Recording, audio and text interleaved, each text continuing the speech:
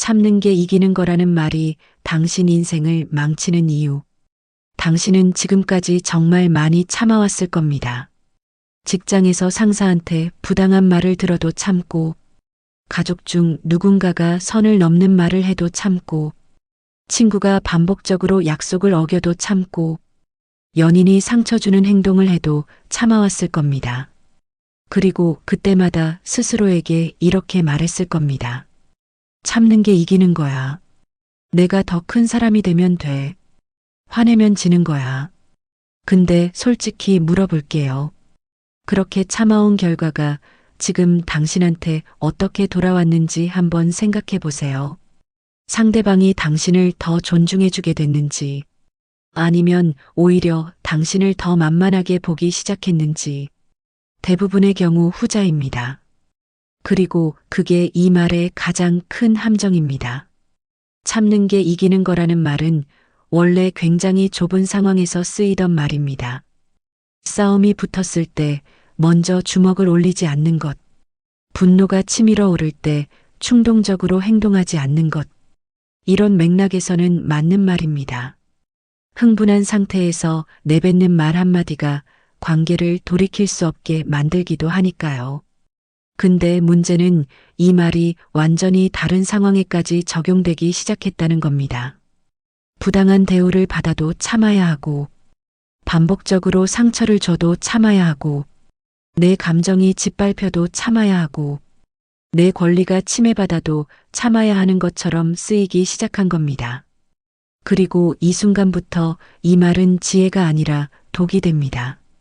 심리학에서 오랫동안 연구해온 개념 중에 학습된 무기력이라는 게 있습니다. 어떤 상황에서 아무리 반응을 해도 결과가 바뀌지 않는다는 걸 반복적으로 경험하면 결국 사람은 반응 자체를 포기하게 된다는 겁니다. 그냥 포기하는 게 아닙니다. 바꿀 수 있는 상황에서도 바꾸려는 시도 자체를 안 하게 됩니다.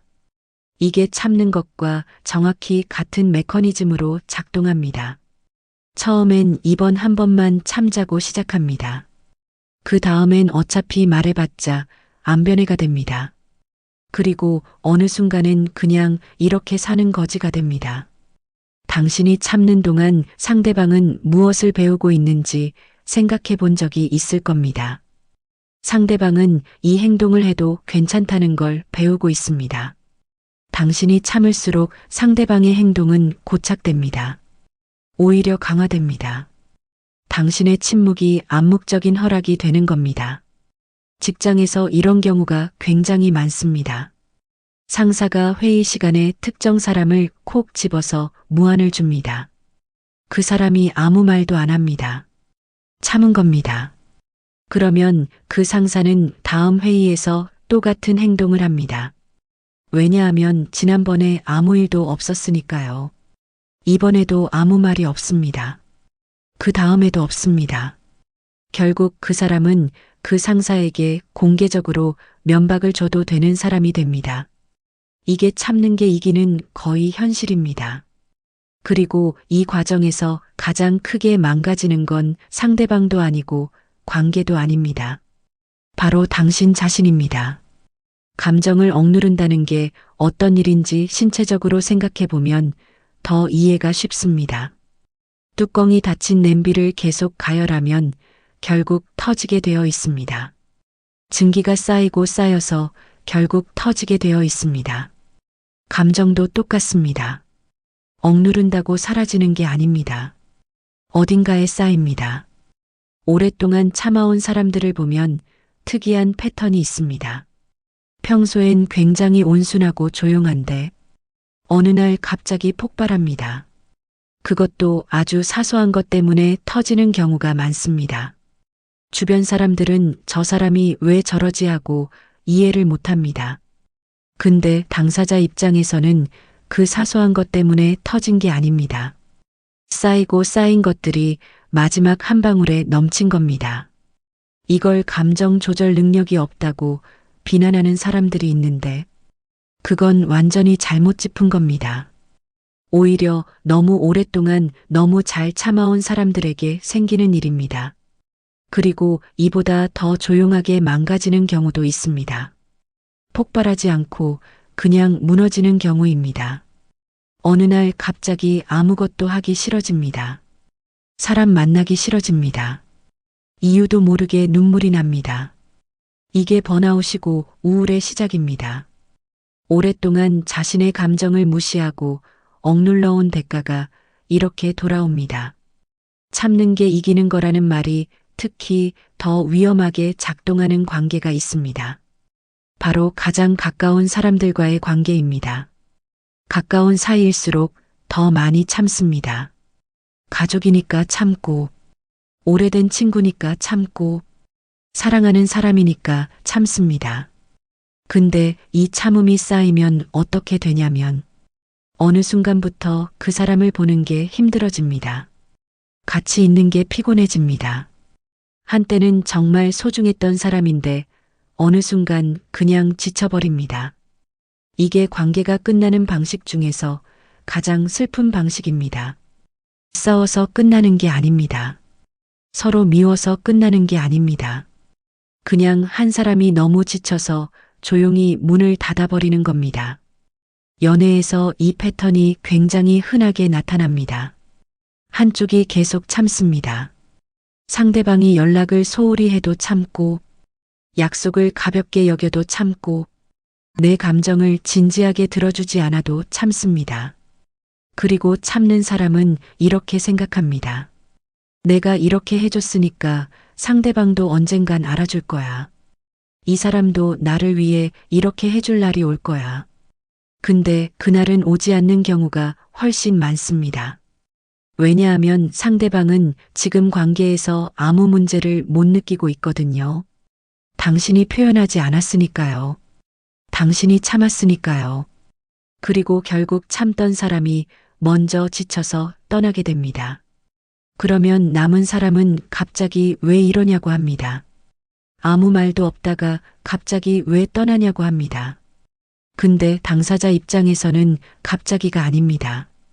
오랫동안 쌓여온 겁니다. 참는 게 이기는 거라는 말이 우리 사회에서 이렇게 강하게 작동하는 데는 이유가 있습니다. 우리는 어릴 때부터 감정을 표현하는 것보다 감정을 억누르는 것이 더 성숙한 것처럼 배웁니다. 울지 마 라는 말, 그것도 참아야지 라는 말, 왜 그런 거에 화를 내라는 말, 이런 말들을 반복적으로 들으면서 자란 사람들은 자신의 감정이 틀린 것처럼 느끼기 시작합니다. 화가 나는데 화내면 안 되는 것 같습니다. 슬픈데 슬퍼하면 약한 것 같습니다. 상처받았는데 상처받았다고 말하면 예민한 것 같습니다. 그래서 참습니다. 그리고 그 참음이 쌓여서 자신을 망가뜨립니다. 근데 여기서 짚어야 할 게 있습니다. 참지 말라는 게 그렇다고 감정을 아무데나 터뜨리라는 말이 아닙니다. 무조건 화내라는 것도 아닙니다. 충동적으로 반응하라는 것도 아닙니다. 여기서 핵심은 표현과 억압의 차이입니다. 감정을 억압한다는 건 없는 척하는 겁니다. 감정을 표현한다는 건 있다고 말하는 겁니다. 이 차이가 굉장히 큽니다. 억압은 그 감정이 사라지지 않은 채로 안에 쌓입니다. 표현은 그 감정이 밖으로 나오면서 해소됩니다. 그리고 표현이라는 게 반드시 크게 화내는 것이거나 격하게 따지는 걸 의미하지 않습니다. 나는 지금 이 상황이 불편해. 이 말이 나한테 상처가 됐어. 이런 방식이 반복되면 힘들어. 이렇게 말하는 것도 표현입니다. 조용하고 차분하게 말하는 것도 표현입니다. 근데 이걸 하지 않고 그냥 참는 건 억압입니다. 오랫동안 참아온 사람들이 처음 표현을 시도할 때 공통적으로 하는 실수가 있습니다. 너무 많이 쌓인 상태에서 한꺼번에 터뜨리는 겁니다. 그러면 상대방이 당황합니다. 갑자기 왜 이러냐는 반응이 나옵니다. 그리고 그 반응을 보면서 그래서 말하면 안 되는 거야 하고 다시 억압으로 돌아갑니다. 이 악순환에서 벗어나는 방법은 쌓이기 전에 말하는 겁니다. 큰일이 아닐 때 말하는 겁니다. 불편함이 생겼을 때 바로 그 자리에서 조용하게 말하는 겁니다. 처음엔 어색합니다. 어색한 게 당연합니다. 오랫동안 억압해온 패턴을 바꾸는 거니까요. 근데 이걸 연습하지 않으면 평생 두 가지 중 하나를 반복하게 됩니다. 계속 참다가 어느 날 폭발하거나 아니면 계속 참다가 조용히 무너지거나 둘 다 원하는 결과가 아닙니다. 참는 게 이기는 거라는 말을 가장 많이 쓰는 사람들의 공통점이 있습니다. 이 말을 방패로 씁니다. 표현하기가 무서워서 참는 겁니다. 표현했을 때 상대방이 어떻게 반응할지 두려워서 참는 겁니다. 관계가 틀어질까봐 참는 겁니다. 예민한 사람으로 보일까봐 참는 겁니다. 근데 이게 역설입니다. 관계를 지키려고 참는데 오히려 그 참음이 관계를 망가뜨립니다. 예민하게 보이기 싫어서 참는데 오히려 그 참음이 더 큰 폭발로 이어집니다. 용기라는 게 거창한 게 아닙니다. 불편하다고 말하는 것, 상처받았다고 말하는 것, 이게 진짜 용기입니다. 그리고 이 용기를 내는 게 참는 것보다 훨씬 더 어렵습니다. 근데 훨씬 더 당신 인생을 지킵니다. 자신을 존중한다는 게 뭔지 진지하게 생각해 본 사람은 많지 않습니다. 많은 사람들이 자존감에 대해 이야기할 때 자신을 사랑하라는 말을 합니다. 근데 자신을 사랑한다는 게 구체적으로 어떤 행동이냐고 물어보면 대부분 막막해합니다.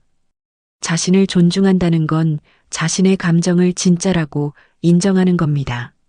내가 불편함을 느꼈다면 그건 진짜 불편한 겁니다. 내가 상처를 받았다면 그건 진짜 상처입니다. 내가 화가 났다면 그건 진짜 화가 난 겁니다. 이걸 억누르고 없는 척하는 건 자신의 감정을 무시하는 겁니다. 자신의 감정을 무시하는 사람이 자신을 존중하는 사람일 수 없습니다. 그리고 자신의 감정을 무시하는 사람은 상대방도 무시하게 됩니다. 상대방한테 솔직하게 말하지 않으면서 상대방이 알아주길 바랍니다. 말하지 않았는데 알아주지 않으면 섭섭합니다. 이게 관계에서 가장 많이 나타나는 패턴 중 하나입니다. 말 안 해도 알아야지 라는 생각이 관계를 얼마나 많이 망가뜨리는지 모릅니다. 사람은 텔레파시가 없습니다. 당신이 참고 있다는 걸 상대방은 모릅니다. 당신이 불편하다는 걸 말하지 않으면 상대방은 모릅니다. 그러니까 말해야 합니다. 참는 게 이기는 거라는 말이 완전히 틀렸다는 게 아닙니다. 앞서 말했듯이 충동적인 반응을 억제하는 맥락에서는 맞는 말입니다. 순간의 감정에 휩쓸려서 되돌릴 수 없는 말을 내뱉는 것보다 한 발 물러서서 생각하고 차분하게 대응하는 게 낫습니다. 근데 그 차분한 대응이 반드시 침묵이어야 하는 건 아닙니다. 충분히 생각하고 나서 조용하게 말하는 것. 그게 진짜 이기는 방법입니다. 그렇게 말했는데도 상대방이 변하지 않는다면 그건 다른 차원의 문제입니다. 그러면 그건 다른 차원의 문제입니다. 그건 이 관계를 어떻게 할 것인가의 문제입니다. 근데 적어도 말은 해봐야 알 수 있습니다. 말도 하지 않고 상대방이 변하지 않는다고 단정 짓는 건 너무 이릅니다. 그리고 말을 했는데도 계속 같은 행동을 반복한다면 그건 당신이 참아야 할 이유가 없는 관계라는 신호입니다.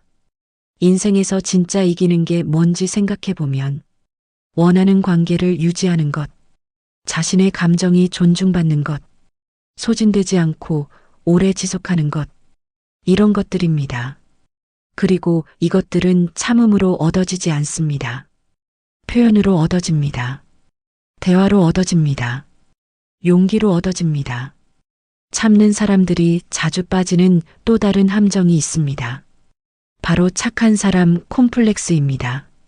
착한 사람이라는 평가를 잃고 싶지 않아서 참는 겁니다. 나쁜 사람으로 보이기 싫어서 참는 겁니다. 갈등을 일으키는 사람이 되기 싫어서 참는 겁니다. 근데 여기서 생각해 봐야 할 게 있습니다. 착하다는 평가가 대체 누구에게 좋은 건지를요. 착하다는 건 주변 사람들이 당신 곁에 있기 편하다는 뜻입니다. 당신이 불편함을 표현하지 않으니까 상대방은 편합니다. 당신이 화내지 않으니까 상대방은 편합니다. 당신이 참으니까 상대방은 편합니다. 근데 당신은요? 당신은 편한가요? 당신은 좋은가요?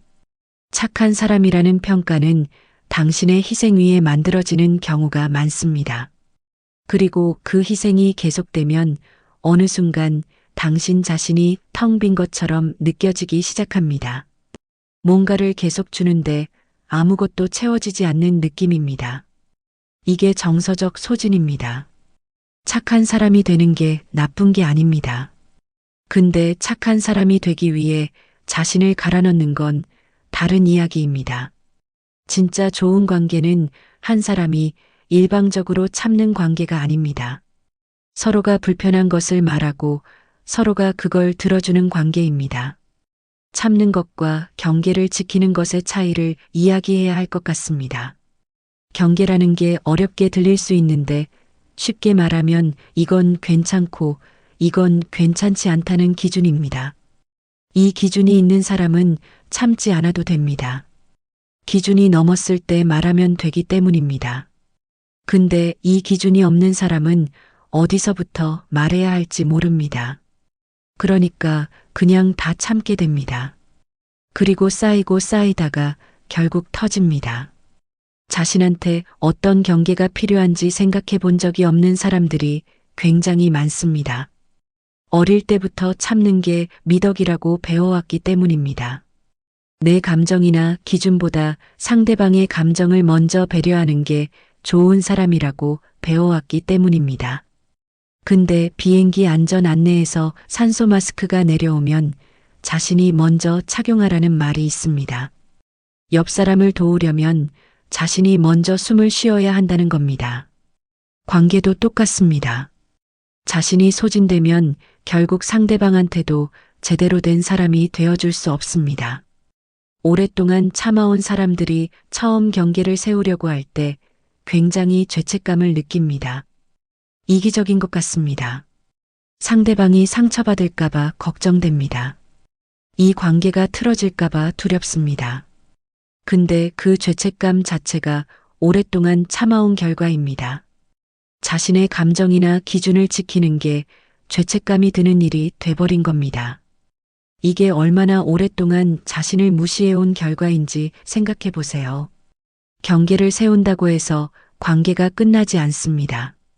오히려 건강한 관계는 서로의 경계를 존중하는 관계입니다. 당신이 경계를 세웠을 때 그 관계가 끝난다면 그 관계는 당신의 희생 위에서만 유지되던 관계였다는 뜻입니다. 그런 관계는 지속되지 않는 게 맞습니다. 참는 게 이기는 거라는 말을 믿었던 사람들이 나중에 가장 많이 하는 말이 있습니다. 그때 말을 했어야 했는데, 그때 참지 말았어야 했는데, 왜 그렇게 참았는지 모르겠어. 이 후회는 굉장히 쓴 후회입니다. 왜냐하면 참는 게 이기는 거라고 믿었기 때문에 참은 거니까요. 열심히 한 건데 결과가 그렇게 돌아온 겁니다. 그리고 그 후회를 하지 않으려면 지금 바꿔야 합니다. 나중에 하면 된다는 생각이 또 다른 참음의 형태입니다. 불편하다고 느끼는 지금, 상처를 받은 지금, 화가 나는 지금, 그 감정이 살아있을 때 말하는 게 가장 좋습니다. 시간이 지나면 그 감정은 흐려집니다. 흐려진 감정은 말하기가 더 어려워집니다. 그러다 또 참게 됩니다. 당신이 지금 어떤 관계에서 참고 있다면 그 참음이 어디서 오는 건지 한번 솔직하게 들여다보세요. 두려움에서 오는 건지 아니면 진짜 지금 말할 타이밍이 아닌 건지 두 가지는 완전히 다릅니다. 두려움에서 오는 참음은 당신을 지키지 못합니다. 타이밍을 재는 침묵은 나중에 더 분명하게 말하기 위한 준비입니다. 이 차이를 구별하는 게 쉽지 않습니다. 근데 자신의 감정에 솔직해지려고 노력할수록 이 차이가 점점 더 선명하게 보이기 시작합니다. 참는 게 이기는 거라는 말은 틀리지 않았습니다. 근데 그 말이 적용되어야 할 맥락이 있습니다. 충동적인 반응을 멈추는 맥락. 감정이 격해졌을 때 한 발 물러서는 맥락. 이런 순간에는 맞는 말입니다. 근데 그 이후에는 말해야 합니다. 차분해진 다음에는 말해야 합니다. 상황이 정리된 다음에는 표현해야 합니다. 참음으로 끝나는 게 아니라 표현으로 이어져야 합니다. 그래야 그 참음이 진짜 이기는 참음이 됩니다. 그냥 억누르고 끝내는 참음은 당신만 소진시킵니다. 당신의 감정은 당신이 살아있다는 증거입니다.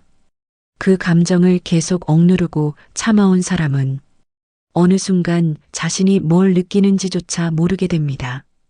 감각이 무뎌집니다. 기쁜 것도 잘 모르겠고 슬픈 것도 잘 모르겠고 그냥 아무 감정이 없는 것처럼 느껴지기 시작합니다.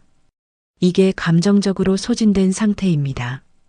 이 상태에서 회복하는 건 굉장히 오랜 시간이 걸립니다. 그러니까 지금 당신의 감정을 무시하지 마세요. 지금 불편한 거 맞습니다. 지금 상처받은 거 맞습니다. 지금 화난 거 맞습니다. 그 감정을 인정하는 것부터가 시작입니다. 인정하고 나면 어떻게 표현할지를 생각할 수 있습니다. 어떻게 표현할지를 생각하면 말할 수 있게 됩니다. 말을 하면 관계가 바뀔 수 있습니다. 참는 게 이기는 게 아닙니다. 자신의 감정을 알아주는 게 이기는 겁니다. 자신의 감정을 표현하는 게 이기는 겁니다. 그리고 그렇게 해도 괜찮다고 스스로에게 허락하는 게 진짜 이기는 겁니다. 당신이 지금까지 너무 많이 참아왔다면 그 참음이 당신한테 어떻게 돌아왔는지 한번 돌아보세요. 관계가 더 좋아졌는지, 상대방이 더 당신을 존중하게 됐는지, 당신 자신이 더 편안해졌는지 돌아보세요. 만약 그렇지 않다면 지금부터라도 다르게 해볼 수 있습니다. 참는 게 이기는 게 아닙니다. 자신을 지키는 게 이기는 겁니다. 그리고 자신을 지키려면 먼저 자신의 감정이 진짜라는 걸 인정해야 합니다. 그 인정에서 모든 게 시작됩니다. 당신 주변을 한번 둘러보세요. 오랫동안 참아온 사람들이 공통적으로 풍기는 분위기가 있습니다. 뭔가를 말하려다가 멈추는 느낌. 살짝 웃지만 눈이 웃지 않는 느낌. 피곤한데 피곤하다고 말하지 않는 느낌. 당신도 그런 사람이 아닌지 돌아보세요. 그리고 그 사람이 당신 자신이라면 더 솔직하게 돌아봐야 합니다. 오랫동안 참아온 사람들은 자신이 참고 있다는 걸 인식하지 못하는 경우도 많습니다. 어릴 때부터 그렇게 해왔기 때문에 그게 당연한 거라고 느껴집니다. 원래 이렇게 사는 거라고 생각합니다. 다들 이렇게 사는 거 아니냐고 생각합니다. 근데 다들 그렇게 사는 게 아닙니다. 자신의 감정을 표현하면서 살아가는 사람들이 있습니다. 그리고 그 사람들의 관계를 보면 더 오래 지속되고 더 깊습니다. 표면적으로 갈등이 없어 보이는 관계보다 불편한 것도 말하고 솔직하게 소통하는 관계가 훨씬 단단합니다. 갈등이 없는 관계가 건강한 관계가 아닙니다. 갈등을 건강하게 해결하는 관계가 건강한 관계입니다. 참는 게 이기는 거라는 말을 붙잡고 있으면 갈등 자체를 회피하게 됩니다. 근데 갈등을 회피하는 게 쌓이면 결국 더 큰 갈등이 됩니다. 아니면 갈등 없이 그냥 관계가 조용히 소멸됩니다. 둘 다 이기는 게 아닙니다. 진짜로 이기는 사람은 참을 때와 말할 때를 구별할 줄 아는 사람입니다. 충동적인 순간엔 참고 차분해진 다음엔 말하는 사람입니다. 자신의 감정을 인정하면서도 그것을 상대방을 공격하는 데 쓰지 않는 사람입니다. 불편함을 표현하되 비난이 아니라 이야기로 전달하는 사람입니다. 이게 쉽지 않습니다. 연습이 필요합니다. 오래 걸릴 수 있습니다. 근데 그 연습을 시작하지 않으면 아무것도 바뀌지 않습니다. 지금까지 참아온 방식이 당신의 인생을 어떻게 만들어 왔는지를 솔직하게 보는 것. 그게 첫 번째 걸음입니다. 참아서 얻은 게 뭔지, 참아서 잃은 게 뭔지, 그 두 가지를 솔직하게 적어보세요. 대부분의 경우 잃은 것이 훨씬 많다는 걸 알게 됩니다. 그리고 그걸 알게 되는 순간부터 참음에 대한 태도가 달라지기 시작합니다. 참는 게 이기는 거라는 말은 이제 내려놓아도 됩니다. 그 말이 당신한테 얼마나 많은 걸 빼앗아 갔는지 이미 충분히 겪어왔을 테니까요.